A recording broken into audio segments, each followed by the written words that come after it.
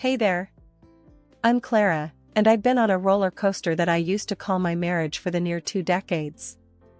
I know numbers, that's my game, I'm an economist.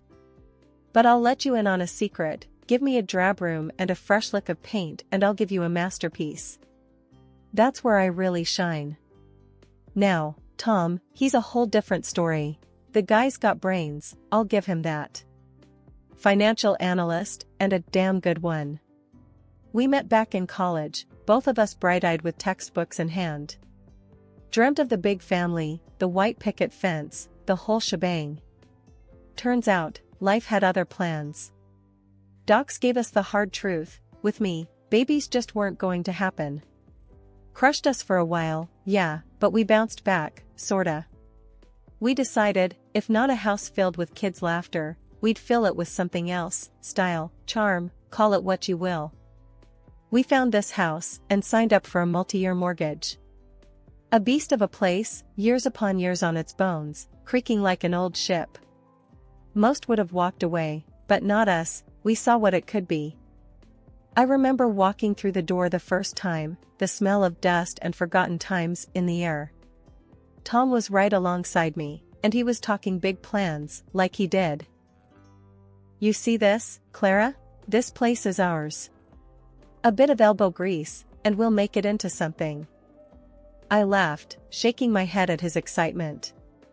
Elbow grease? Tom, this place will take more than that. But we'll do it. Room by room. The first couple of years were rough. Juggling jobs and paintbrushes, learning how to fix a pipe without flooding the kitchen. But every evening, we sat amid the chaos of renovation, beers in hand, and it felt like we were invincible. One night, in the middle of an argument about what color the living room should be, he wanted blue, I wanted green, he threw his hands up and cussed. Damn it, Clara, pick whichever. It's just a color.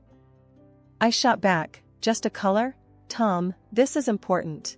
It sets the whole mood of the house. I was half mad, half laughing, because who gets into a tiff over paint? The green one, by the way. He said it made my eyes look brighter, and that was that. Every choice, every little victory was ours. Then the house started taking shape, and I got a taste for it, really got a taste for it. The neighbors, friends, they couldn't stop yapping about how I turned the old wreck into something out of a magazine. Each room was a new project, a challenge that I chewed on until it was just right. The transformation wasn't just the house, it was me too. Here I was, sleeves rolled up, covered in paint splatters, fiercer than I ever felt pushing papers at my old economics gig. Holy mackerel, Clara, did you redo the bathroom again? Tom asked one evening, eyebrows raised higher than the new shower head. Yep, didn't like the first tiles we picked. These are better, see? I slapped the wall, proud as hell. He leaned in, squinting at the tiles. Looks the same to me, but if it makes you happy, then I'm all for it. Typical Tom, always played it cool, but I knew he was impressed. When the Lewis family from next door came over for dinner, Mrs. Lewis almost dropped her casserole walking into the dining room. I had to stifle a laugh. I'm sorry, Clara, but this is just... It's gorgeous. You did this? She was all wide-eyed, turning in circles, taking it all in. I shrugged, trying to act like it was no big deal, but inside I was buzzing. Yeah, I did. Got sick of the wallpaper and thought I'd try something new. New? This is a dang masterpiece. Mr. Lewis chimed in, his face all grins. That's it, I'm done with beige. Mrs. Lewis declared, like she was about to start a revolution. The compliments were one thing, but the kicker? When people started asking if I'd take a look at their places, offer some advice. Then one lady, bless her, asked what I'd charge for a full room makeover. That's when the light bulb went off. Tom, I'm going to do it.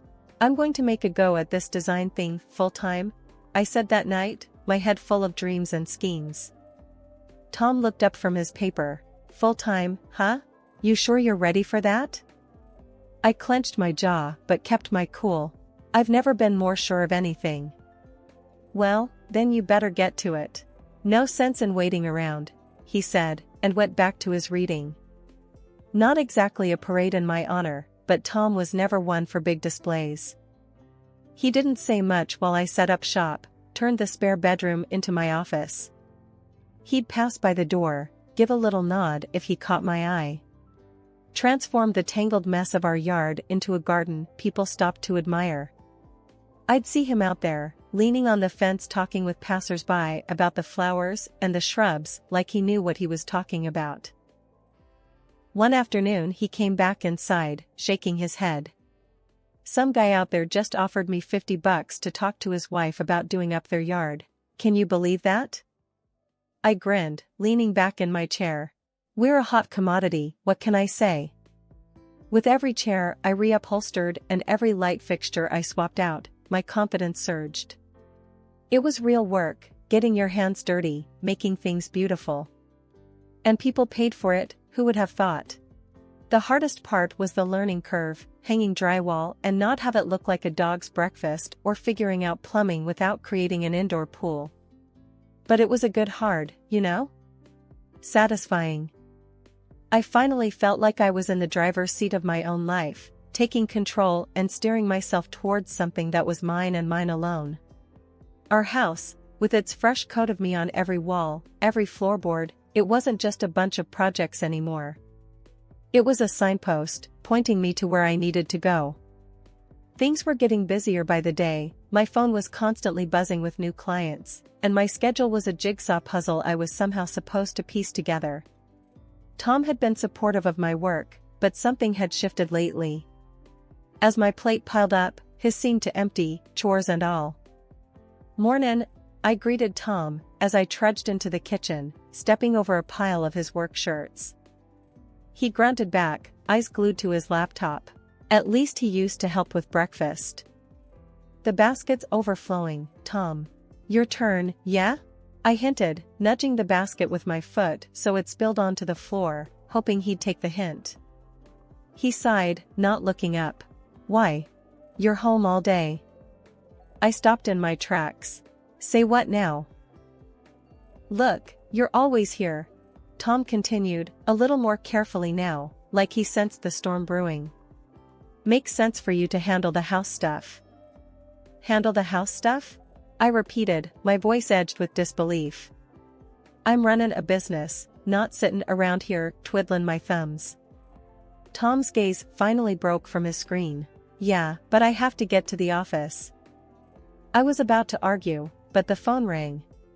Saved by the bell, or cursed, given it was another job to add to the pile. As the days rolled on, the pattern held. Tom's leave-behinds, coffee cups in the living room, newspapers scattered on the dining table, and those darn socks everywhere.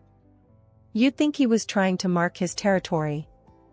"Come on, Tom, this isn't the you I know," I said one Saturday morning, dishes clanking as I loaded the dishwasher with last night's remnants. "You used to care about this stuff. We were like two ships in the night, and I ain't talking about the romantic kind." He was off first thing, back when I was hip-deep in swatches and samples, and by the time he rolled back in, I was dead to the world on the couch, tablet still in hand. "Listen, Tom, we can't go on like this," I said one evening, dishes done, with enough energy left over to tackle what was really bothering me. "We're supposed to be a team." He looked like a teenager caught out past curfew. "Look, Clara, I just don't see the problem." I laughed, but it wasn't the happy kind. "You don't see? Okay. How about we start with you acting like this place is a hotel and I'm the service?" He opened his mouth, then shut it, like the right words had taken a detour. "I'm not asking for much. Just do your share. Act like you live here. Because, spoiler alert, you do." Tom ran a hand through his hair, looking like he wished he could disappear into the couch cushions. "Fine, I'll pick up the slack." "And?" I pressed. "And I'll start by sorting the laundry." "Now we're talking." I nodded, my arms crossed, but my lips trying not to smile, because it was either that or scream. It was a small victory, but I take M where I can get M. It was a reminder that for all the work, all the late nights and color palettes and textures and fittings, If your foundation is shaky, the whole house feels it. And I wasn't just talking about the renovations. I started noticing Tom was glued to his phone more these days. Eyes almost stuck to the screen. And then there was that haircut, the kind young folks are wearing, shaved on the sides and longer on top. When I asked him about it, he just shrugged it off, saying something about wanting a change. To me, it screamed midlife crisis loud and clear. It was finally the day we'd been plowing towards for what felt like forever. The mortgage was paid off. That was supposed to be our light at the end of the tunnel, our big reason to celebrate.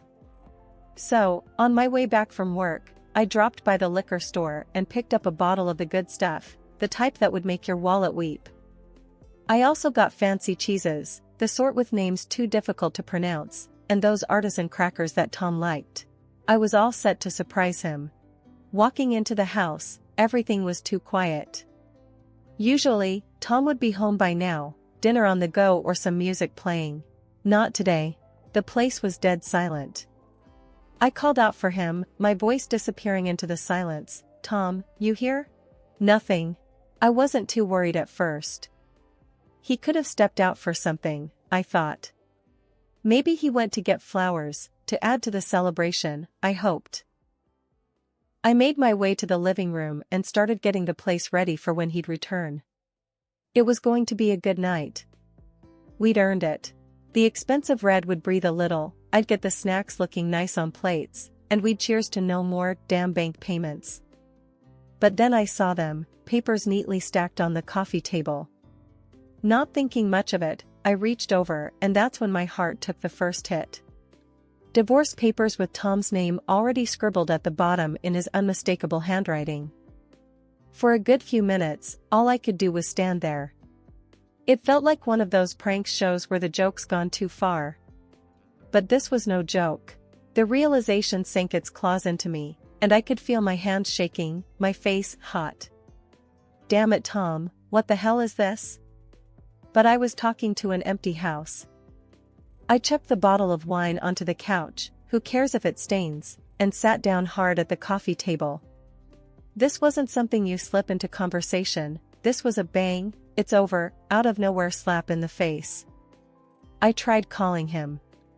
It just rang and rang before his voicemail casually invited me to leave a message.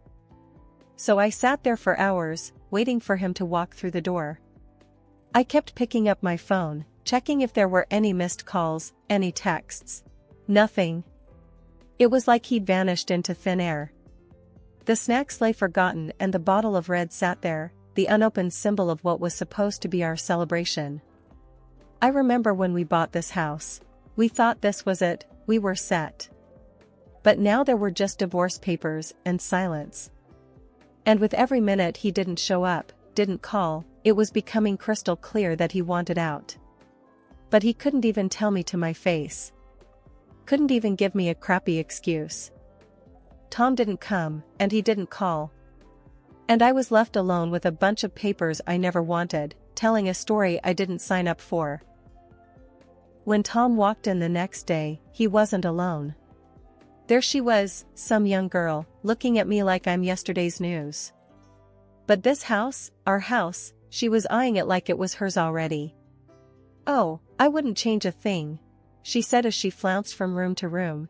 "Except maybe the paint in the living room, brighten things up a bit. Don't you think it's a bit stuffy in here?" Her words, like she's marking her territory. Tom followed her like a lost puppy, then turned to me, "Brazen as you like. We will live here, Clara. In this house. With my new wife." I felt the anger boiling up inside, but I caught a look in his eyes, or maybe it was hers, and just like that, an idea sparked in my head. "Is that so?" I finally said, schooled my features into something calm, too calm. She pranced back in, still taking it all in, claiming it with her greedy little eyes. "Yes," she purred, "it'll do just fine." And then she looks at me like I'm some sort of bug under her shoe. But I'm not. I am the bug that knows where the dirt's hidden, knows exactly what to do when the time's right. I watched them, like a hawk eyeing its prey. Tom, he's talking numbers and moving dates, but I ain't listening. I'm plotting, thinking of every little way I could turn this back on them. Finally, I just smiled at them both. It wasn't a happy smile, but that's not what this was about. This was about wait and see, about holding your cards close to your chest. So I nodded. All right then. Tom paused, probably expected me to yell or throw something. But no, I'm playing this smarter. All right, he echoed, confused, searching my face for the catch. Yeah, all right. You two lovebirds deserve each other. The girl beamed, clueless, thinking she's got it made. And Tom, he had this look, like maybe he's dodged a bullet. But really, he's just fired the starting gun. I turned away to hide the grin spreading across my face. They think they've won, got it all figured out. But little do they know, I've got plans of my own. The game's just begun, and I'm about to make my move. I sat across from Tom at the kitchen table, a bunch of papers spread out between us. Let's make this quick, I said, tapping my fingers on the tabletop.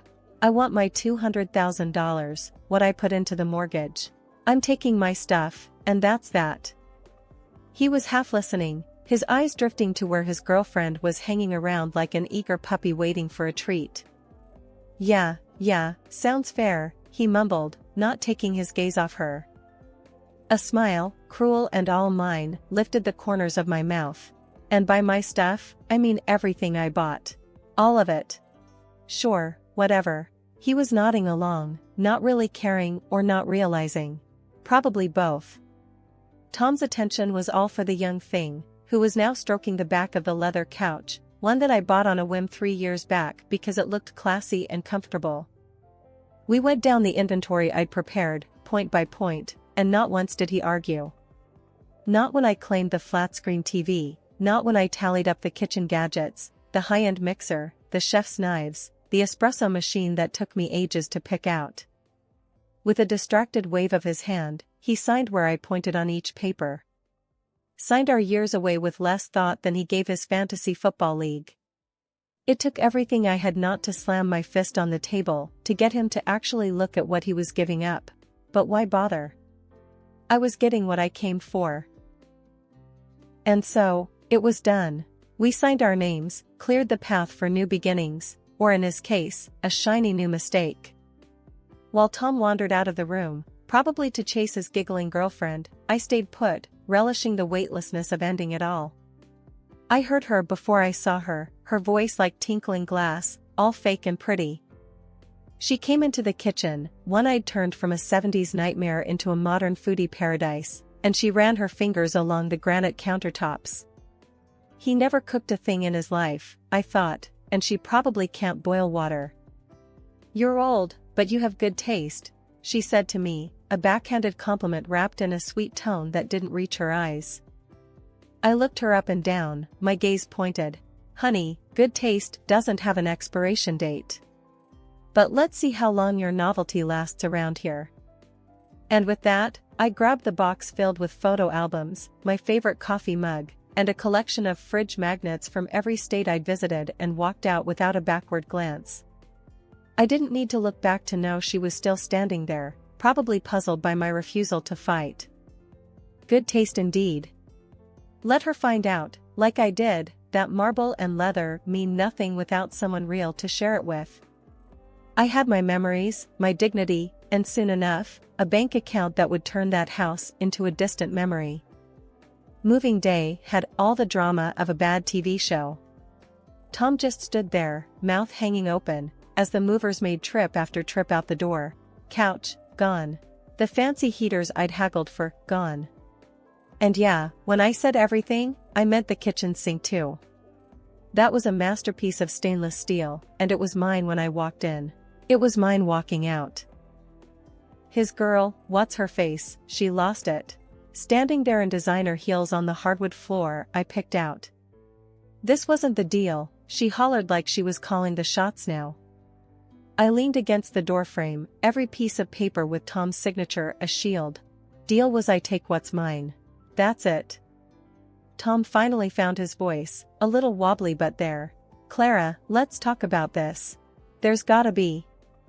I cut him off with a wave of my hand. talk? You signed, Tom. As clear as day. Everything I bought, I take. He ran a hand through his hair, the way he did when he realized he was in over his head. But the sink, Clara? Come on. I didn't budge. You should have read the list. Not my problem, you were too busy with her.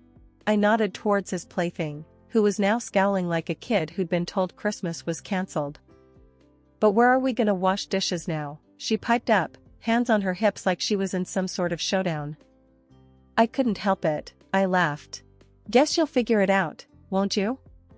Tom paced now, a caged animal sort of look about him.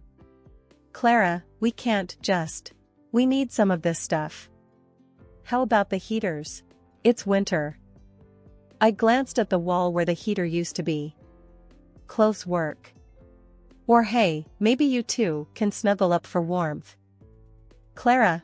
His voice cracked. Typical. Always loud when he was losing. We had an agreement, Tom. You agreed to 200 grand and for me to take my things. Well, I'm taking my things.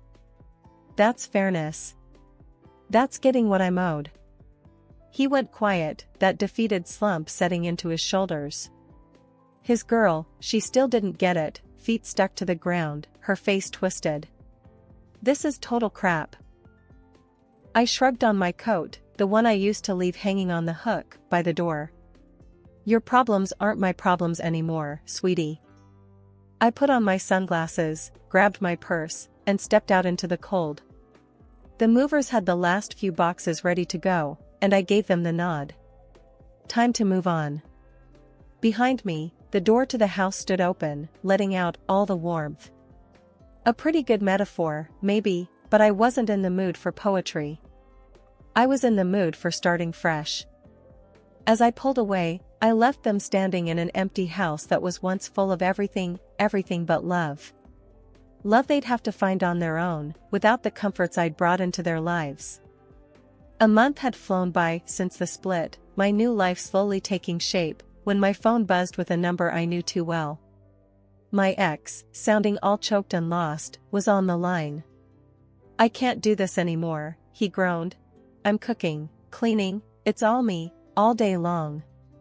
He told me how his young wife did squat, just flicked her thumbs on her phone screen or waltzed out with her pals. He was learning the hard way, juggling pots and pans, scrubbing toilets, and handling laundry.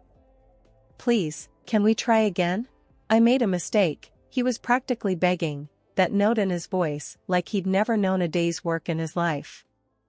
I held the phone, a smile cracking across my face. You've got some nerve, I chuckled into the receiver. But you made your bed, now lie in it. Hanging up felt like dropping the heaviest bag I'd been carrying without knowing. Released from that old deadweight, I threw myself into my latest project, my very own house. Yeah, you heard that right, my house, not ours, not his, but my very own. As I stood in the entranceway, my new place was bustling with voices and footsteps. A blank canvas waiting for me to splash it with life. Hey lady, where do you want this box? One of the movers called out, struggling under a carton labeled kitchen stuff. Over there, by the counter, I directed, pointing him to the spot. The advance guard of my new abode was just me and a crew who didn't care about the past, just where to lug the next heavy thing. They'd drop a box, wipe their brows and ask where the next goes. A dance of starting anew. That night, with the boxes still piled high, it hit me, this wasn't just a new page, it was a whole other book. And I was going to fill it with wonders and blunders, scribbles, and scenes that made sense only to me. It's funny, how you think you need someone to make a house a home. But all you really need is to surround yourself with things that make you, well, you. Starting over? Yeah, let's paint this town with my kind of life.